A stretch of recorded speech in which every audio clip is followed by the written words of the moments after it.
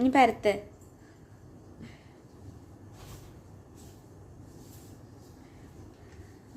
Okay, very good. Good. Okay, fine. What is this? Family dosa, funny dosa. Who tried? അമ്മയ്ക്ക് അപ്പി ദോശ വേണ്ടേ? ആരാ ഉണ്ടാക്കിയത്? അവര് തന്നെ കഴിക്കുന്നതായിരിക്കുന്നു. ഇല്ല.